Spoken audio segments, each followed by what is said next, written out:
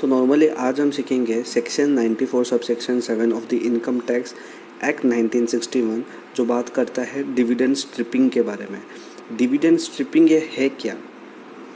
Dividend striping किस पे लगेगा? डिविडेंड स्ट्रिपिंग का ऑब्जेक्टिव क्या है, ये हम नॉर्मली इसमें सीखेंगे। डिविडेंड स्ट्रिपिंग किस पे लगता है? ये शेयर्स और यूनिट्स के केस में। यूनिट्स कौन से? Units of a mutual fund and unit trust of India के यूनिट्स जो है उन पे नॉर्मली लगता है। अगर आप शेयर्स ऑब्लिक यूनिट्स को नॉर्मली आप उसको हेल्ड करते हो as a stock in trade और अ कैपिटल एसेट, तो भी आपको सेक्शन 94 सब सेक्शन 7 लगेगा। तो शेयर्स के केस में डिविडेंड स्ट्रिपिंग पिक्चर में कब आता है? शेयर्स के केस में जो रिकॉर्ड डेट है, रिकॉर्ड डेट मतलब जिस दिन नॉर्मली डिविडेंड डिक्लेयर करता है कंपनी, रिकॉर्ड डेट से आप एग्जैक्ट 3 महीने पीछे जाओ। उस पीरियड में 3 महीने पीछे, जैसे कि मैं समझ लेता हूँ कि रिकॉर्ड डेट इज़ माई 31 जुलाई, उससे मैं 3 महीने पीछे जाता हूँ, दैट इज़ 30 अप्रैल। तो 30 अप्रैल 2020 से 31 जुलाई 2020, ये जो मेरा 3 महीने का पीरियड है, रिकॉर्ड डेट से 3 महीने पहले गया, उस पीरियड के दौरान अगर मैंने शेयर्स परचेज किया, ठीक है, रिकॉर्ड डेट्स, अभी मेरे को क्या करना है, रिकॉर्ड डेट से 3 महीने आगे जाना है। मेरी रिकॉर्ड डेट क्या है? 31 जुलाई 2020, उससे मैं 3 महीने आगे गया, that is 31 October 2020।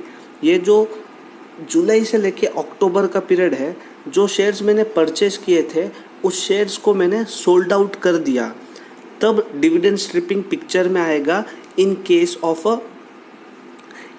A shares. Dividend stripping picture में कब आएगा? In case of a units. तो जो भी आपकी रिकॉर्ड डेट है, मतलब जिस दिन इंटरेस्ट डिक्लेयर हो रहा है, यूनिट्स के केस में आप बोल सकते हो, तो रिकॉर्ड डेट से आपको एग्जैक्ट 3 महीने पीछे जाना है। आपकी रिकॉर्ड डेट है 31 जुलाई 2020, उससे एग्जैक्ट 3 महीने पीछे जब मैं गया तो 31 अप्रैल 2020। तो मैं बोल सकता हूँ 31 अप्रैल 2020 से लेके 31 जुलाई 2020, इस पीरियड में अगर आपने क्या किए, यूनिट्स को परचेज किया, ठीक है, फिर रिकॉर्ड डेट से आपको 9 महीने आगे जाना है। इस बार शेयर्स के केस में 3 महीने था और इसके केस में 9 महीने। 9 महीने जब आप आगे जाओगे तो 31 July is your record date. जब आप 9 महीने आगे जा रहे हो तो दैट इज़ 30 अप्रैल 2021।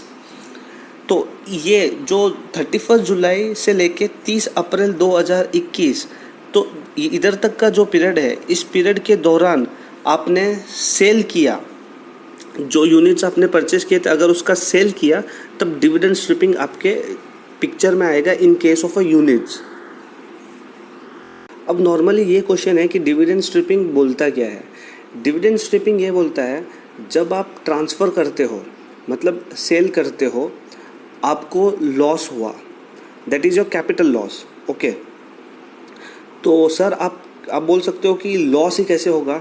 तो नॉर्मली क्या होता है, जब रिकॉर्ड डेट, जिस दिन डिविडेंड डिक्लेयर हो जाता है ना, उसके बाद स्टॉक के प्राइसेस कम हो जाते हैं, उसके बाद से स्टॉक के प्राइसेस कम होने लगते हैं।